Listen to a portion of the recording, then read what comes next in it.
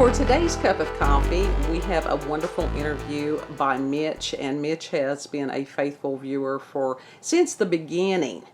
And so he gets to share his experiences with us, and it's just a blessing that he was willing to do this. Mitch, just go ahead and tell everybody what you have started to tell me and sharing your experiences. Oh gosh, hey, hi everybody. I hope you're having a great day. God bless you. Gosh, life is full of ups and downs and right turns and left turns, and you really never know what's around the corner or what is going to change your life today or tomorrow. One of the most profound experiences in my life, it happened on a kind of a comical weekend, but it ended on such a serious note. It was so humbling. I was working on a job on a pipeline coming off the coal fields in West Virginia.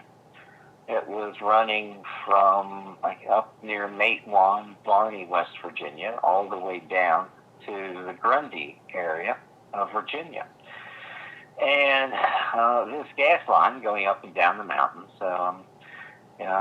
From then, I was staying at my mom and dad's in Moneta, Virginia, at Smith Mountain Lake, beautiful area. And I would travel and stay in my little camper at the job site in Barney, West Virginia. And right behind the pipe yard, and where we all would meet in the mornings and such, there was a small white church, and they had, I guess, rented the entire lot from them to have their construction headquarters. Well, I had come home for a weekend and had enjoyed myself, and turned around and had headed back up on a Sunday evening, late Sunday night. And it was about a 5-hour drive from Smith Mountain Lake, south of Roanoke, Virginia, all the way almost to near Williamson, Kentucky, Virginia, Kentucky up in that area. So I get to my camper and I've got my lights on, and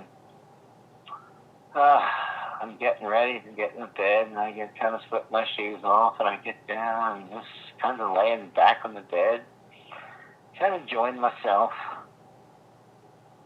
and I got the strangest feeling. Somebody's watching me. Somebody's looking at me. It was uncanny. And I kind of looked up and around my right, and there were these two figures, best described as ghostly figures. And I could see the brown wood grain through them, but I could see the muted blue and gray. I could see the faint whitish pale of their faces. The older woman had looked like a nightgown on with some flowers or something, and with some pink around the edges, and it caught me so off guard, because there I am. I'm alone in my little camper. I mean, this thing's just, one of these little single axle old campers. And I'm like, what the hell? And all of a sudden, I'm looking at these things, and it was like slow motion. And they took off just like a streaking rainbow, like you see, right, and they entered a light that had appeared in the upper right-hand corner of the RV. And I'm pretty much shocked by this time. And I'm thinking, what the hell did I just see? But, I really didn't even have time to think about that, because it was, I don't know, seconds later, I hear a big boom outside.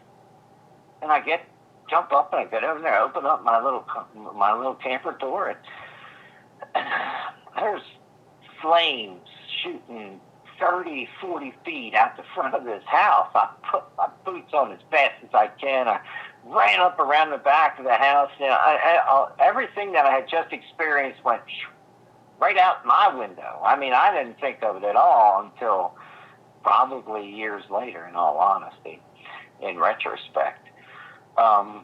I think partly because of denial, but I'll get into that later. So I ran up there and I kicked in the back door of the house, and the smoke was pouring out. It's coal black all the way down to a distinct line about a foot across above the ground. And then it looked like it was some clear air. But there was 30-foot flames.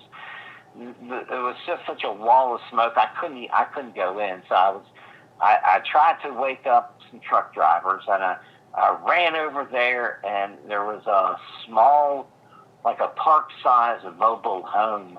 There's a couple mobile homes up to the left, on the left side there, and where the road was.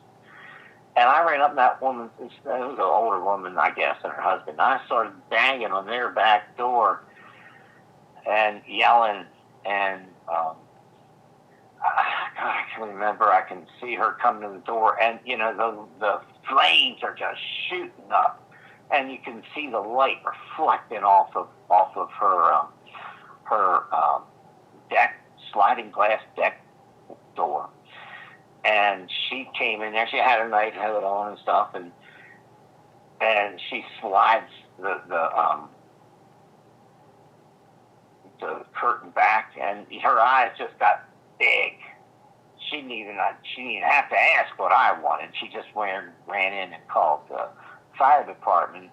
Another passerby at that time had seen and had also called the fire department.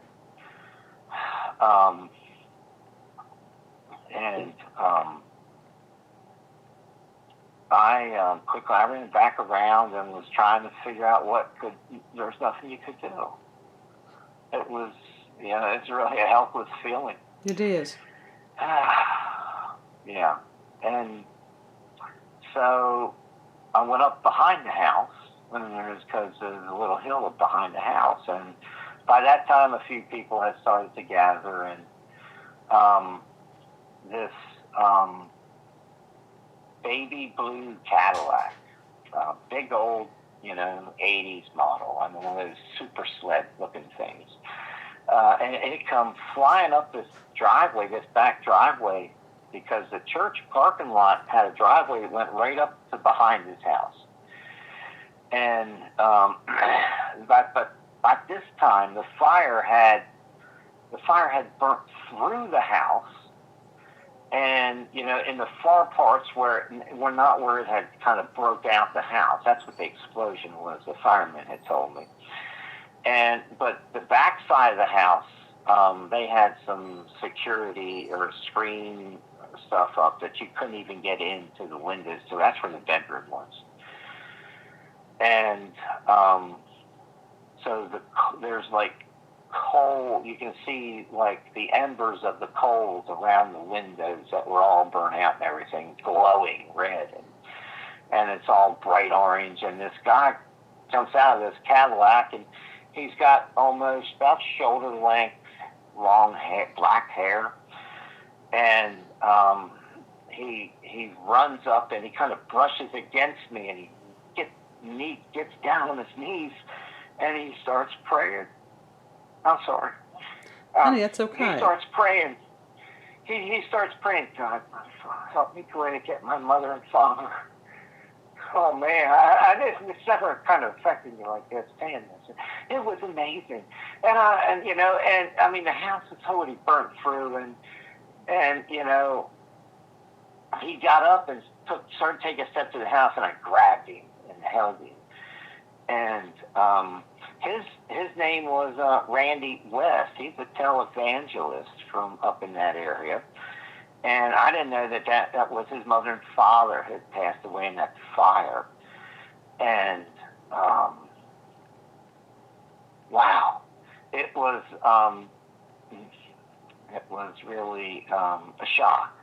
Because I, you know, after watching him and holding him, and you know, a lot of this was just, you know, because I was up all night then, it was just kind of like I was rum dumb. Sure. And I really never talked about it much, you know, this experience. And And my dad got cancer, and I just kept thinking about this. Something that just moved right to the front of my brain, and I kept, getting this experience, rolling over in my head, and it's like, wow, I know we don't die, and I talked to Dad, and I talked to Mom, and I told them what I saw, and I told them what I experienced, and my brothers and sisters were really devastated. And, oh, God, I miss my mom and dad so much. But I know heaven exists, or I should say, another place exists. Yes. And we can look at people who have near-death experiences and some of their experiences, but we definitely, it's not the end. It's, as much as I hated to leave my mom and dad go, I know it's not the end.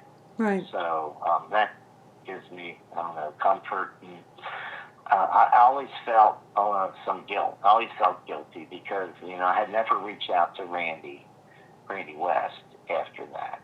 And it was really strange because 2 weeks later, 2 to 3 weeks later, I tore my shoulder up on that pipeline job and had to leave it. And actually, I can't hardly work construction anymore. But I have gone back and contacted the West Family Ministries. I have a Facebook page and such, and I've reached out to them a little here and there, and just to let them know, what I experienced. One of the other things that I didn't, or two other things that I had found out about this experience. The next weekend or whatever, when I had gone back up, I took some homemade jams and jellies that my mom had made, and I was giving them to some of the church members I met there.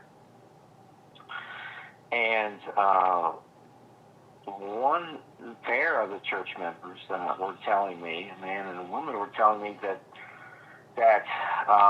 the mother and father had founded that church, and that they had told the congregation, I don't know, 2, 3 or weeks or something before this, that they were getting called home to God. Right. And I don't know. It's amazing. I guess the final note in that kind of whole wrap-up right there was about 3 to 4 months later, I had got calls from a couple lawyers, and evidently they had had a gas water heater installed in their house, and there was a lawsuit involving the gas water heater starting the fire. Oh, wow. Yeah, so it's life is amazing, and there are so many different things out here. We shouldn't limit ourselves, to what we think we know. We should, be open to everything. Sure. And we should, but I'm not saying throw out rational and common sense. I mean, it's just amazing life. Well, it's interesting that you saw their spirits prior to the explosion. So that leads me to believe that God in His mercy had taken them out of there before they experienced the trauma, the death of the body. Yes, they would have suffocated to death. The smoke was just so thick and black. Right. It was it's if you ever had seen a car tire on fire. Yeah. And think of it something like that thick, but it was, you couldn't even see the smoke rolling through it. It was just straight black. Right. And it was gosh, and I felt so bad that I never got to speak to Randy directly, that he had passed away. But yeah, it's humbling. Yeah, sure. So, I look at things a lot different today, and, pray for God's forgiveness. Right. Well, and it's also, it was not, I don't believe in coincidence. And the fact that you had seen the spirits of this man's father and parents rather, and that you were able to stop him from going in the house and probably, dying trying to rescue them, and they were already gone. Yeah, highly possible. Yeah. Highly possible. And today, whenever,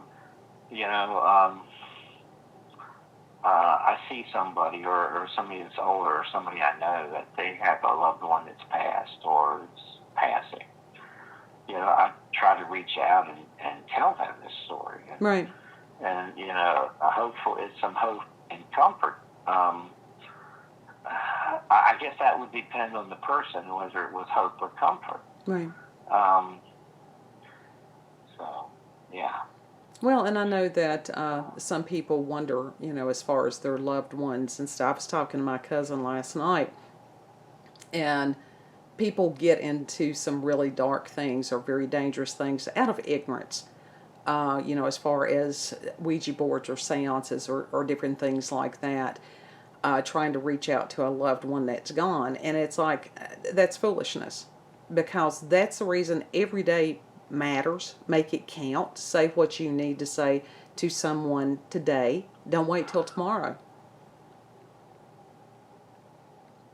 Well, this free will, we have a choice to accept good and bad, one or the other, and we have, the choices to whether to act good or bad. Right. And, of course, everybody wants to put conditional stuff on that, and, well, it's really not conditional, whether it's to someone else or to yourself. Right. And God doesn't want us to hurt ourselves. Sure not. And a lot of times we do, not necessarily we think of harming ourselves in a physical sense, but how many times do we beat ourselves up emotionally and mentally? God doesn't do that to us. Why do we do it to ourselves, Well, there's, we humans, I guess, or me and some people, and I shouldn't say me, we have a hard time being honest with ourselves. Sure.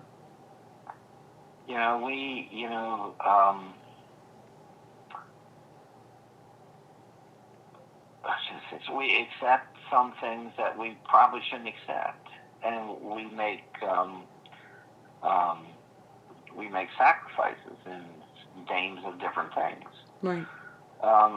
And we do that mostly, I guess, because we love the ones that are around us sometimes. And while, we might have, beg for God's grace and forgiveness, we know they aren't, Yeah. And we worry about that. And I don't know, I often wonder if that's, part of our charge in life is to, we can't be on the stake, so to speak, for someone else's sins. However, we can try to help people from not being the sinners that they could be. Sure. Keep them on a better path. I can't say, we all fall short of that glory of God, and that doesn't mean that we shouldn't try to be better people. Right. And I want to say, I want to say be more God-like, but we'll never be God. Right. But we could strive to be better people, and I think that really makes a difference. I think we have an honesty and integrity crisis today. People are so worried about being canceled, being, their jobs being stripped from them because, well, they don't say the right thing that's appropriate, for someone to have to work for a certain person or for the government to employ, or we have such a crisis today. People don't have the courage to stand up Right. for what they know they should be standing up and tell the truth. And it's just something I harp about on my radio show. But, but we have to have honesty and integrity. It doesn't matter where it is. Right. And when good people do nothing, evil succeeds. Absolutely. And we do pray for one another, and we do intercede for one another. Abraham did that for Lot, and everything like that. So we pray for people when they can't pray for themselves, or don't know to pray for themselves. And in today's world, it's like, let he who is without sin cast the first stone. Who has not said the wrong thing or thought a wrong thought? And it's just absolutely horrific to think that somebody would have the time and the energy and the malice to go back. Someone said something 10 years ago. That's crazy. I got one for you. Okay. Just in today's news, Larry Elder, running in the recall race in California for governor, he was at a comedy club in the mid-1990s and used that N-word. He's a black man. He's a black man. Yes, he is. Oh. It's just crazy. Well, and it's a matter of forgiveness. That is the basis of being a follower of Christ. Mm-hmm. Forgive ourselves, to forgive other people, and it's just, we're seeing something that is the total opposite. So it's just... one thing that, when you said that, what my thought was? What was that? It's funny. We all get asked for our forgiveness every day.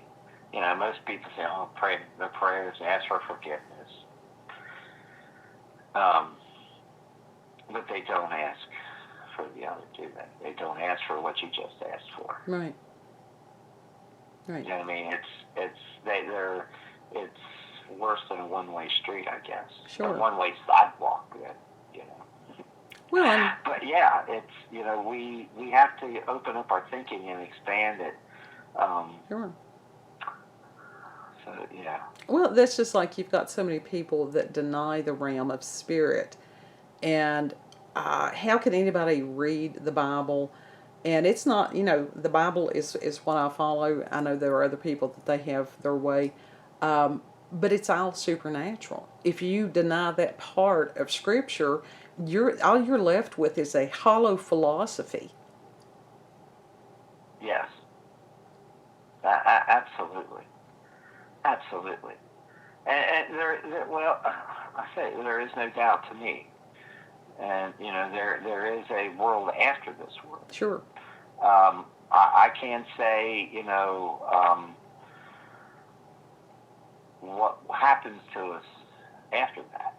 Right. So, I mean, we find when my father was sick, and, he was never a guy that would, hug you and hold you and tell you he loved you. Right. He worked all the time.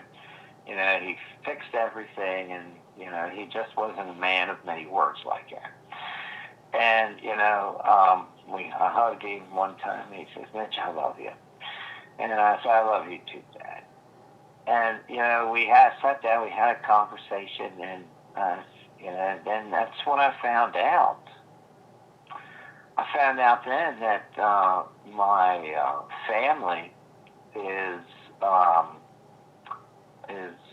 associated with the powwow doctors of York County, right, and Columbia, Pennsylvania.